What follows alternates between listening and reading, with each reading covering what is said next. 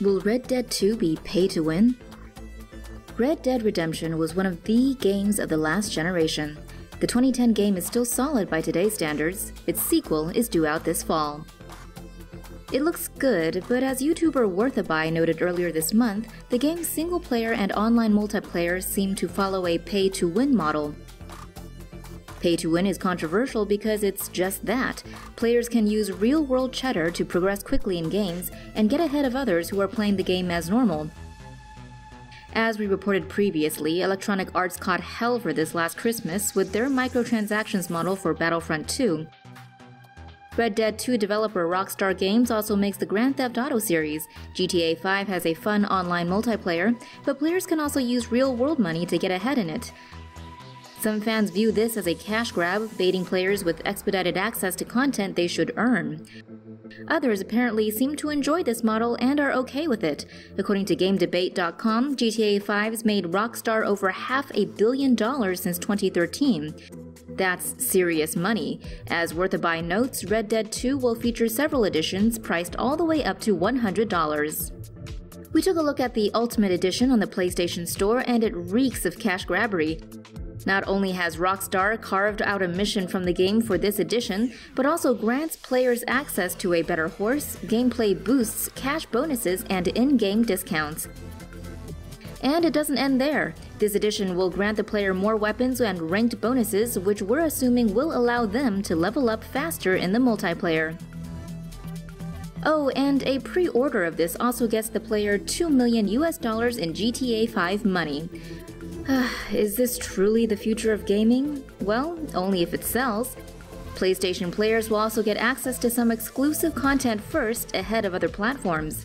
No word on what that is, but going by all this, we reckon it'll be a bonus battle royale mode similar to PUBG or Fortnite, with horses. Here's more gaming news. Active shooter pulled from Steam. An in-development video game simulating school shooter scenarios has been dropped from sale amid mounting controversy over its premise.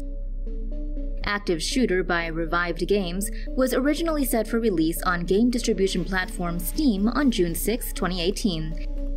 Naturally, the game upset and angered many people. According to CNN, mothers and fathers of victims in the Parkland, Florida shooting criticized the game, as did lawmakers. Valve Corp, owners of Steam, pulled the game, its developer and publisher, from the platform, but apparently not because the game was controversial. A Valve rep told Kotaku the following, quote, "This developer and publisher is, in fact, a person calling himself Ataburiev, who had previously been removed last fall when he was operating as BC Interactive and Elusive Team." The rep also called the dude a troll with a history of customer abuse, publishing copyrighted material, and user review manipulation. According to Destructoid, Revived Games' entire catalog was removed from Steam. Their other titles reportedly included White Power, Pure Voltage, and Tide Pod Challenge. Nintendo's new JoyKhan is a Pokeball. Nintendo this week announced a new Switch Pokemon game that's set for release in November of 2018, along with a nifty Pokemon-themed controller. According to GameSpot, the Pokeball plus Joy-Con works pretty much like current Joy-Cons, except you can mimic a throwing action as you play the game. Wonder how many broken windows or TVs that'll lead to, huh? The new games, as we previously reported, will be based on 1999's Pokemon Yellow and feature Pikachu and Eevee editions. GameSpot reports the Pokeball Joy-Con will light up, vibrate, and even play sounds. It'll reportedly be sold separately from the new games at launch. The Joy-Con will be Pokemon Go compatible and will also reportedly have the same features as the $35 Pokemon Go Plus device. The wrist-worn Plus device basically lets Pokemon Go players pocket their devices and notifies them about nearby monsters. That means Nintendo's gonna get all the dollars this holiday season. And as if that wasn't enough Poke news for you, there's Pokemon Quest, a new free-to-play game for the Switch out now.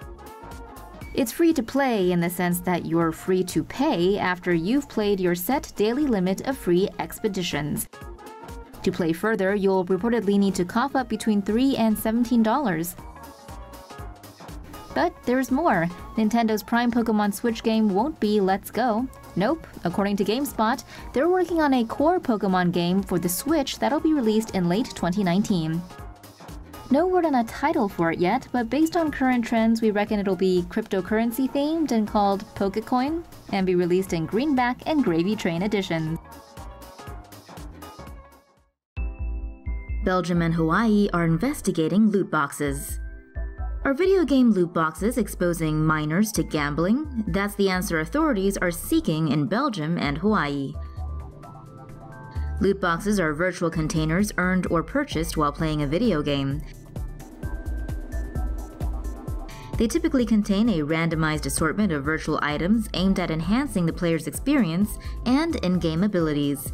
Because of the elements of chance and money involved, Belgian and Hawaiian authorities are investigating whether the practice exposes minors to gambling. According to the Brisbane Times, a regulatory analyst for the state of Victoria in Australia said loot boxes do constitute gambling but are difficult to regulate. Loot boxes have been commonplace in gaming for some time now, but it was Electronic Arts' use of them in Star Wars Battlefront 2 that prompted recent concern.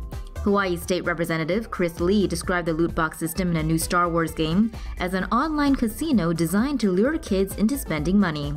Lee reckons publisher Electronic Arts employed predatory practices against children with their controversial loot box system in the game Star Wars Battlefront 2. Offensive language ban coming to Xbox. Online Xbox gamers who curse run risk of a ban, according to new rules from the Microsoft-owned service. Discovered by blog Professional Troublemaker, new terms of service says use of offensive lingo could see you banned or even the loss of your account, and it doesn't stop at Xbox. Publicly showing or sharing inappropriate content or material via Xbox or another Microsoft service could have them look at your stuff. Microsoft says they can also review your content should you violate the terms of service, and their services include everything from Outlook, Office, and Word to Skype. The new rules are coming May 1st, as is, we suspect, a bump in Nintendo and Sony players. Oh, this is rare. A copy of the legendary Sonic the Hedgehog 2 was mysteriously purchased by someone in March from a game store that has been carrying it since 1992. Covered by Tech Times, video game industry analyst Matt Piscatella tweeted that he was surprised to see Sonic the Hedgehog 2 for the Sega Game Gear pop-up in his sales report. Intrigued by the phenomena, Piscatella sent out a tweet hoping people on the interwebs could help him out. However, he wasn't able to immediately get any more info. This led to one theory saying that the game popped up in a Toys R Us as a sell-off, which makes sense, no? A relative of the mysterious buyer retweeted Piscatella and said it was his brother-in-law who bought the game at a store in Wisconsin for just $6.99. And apparently the game was purchased in February and they thought they could play the game with their Sega Game Gear. Sadly, the console didn't work properly. According to Game Rant, since its existence, the Sega Game Gear has totaled 10.62 million units in sales worldwide. It was later forced out of the video game market by Nintendo Game Boy as it was bigger. Well guys, do you prefer Game Gear or Game Boy?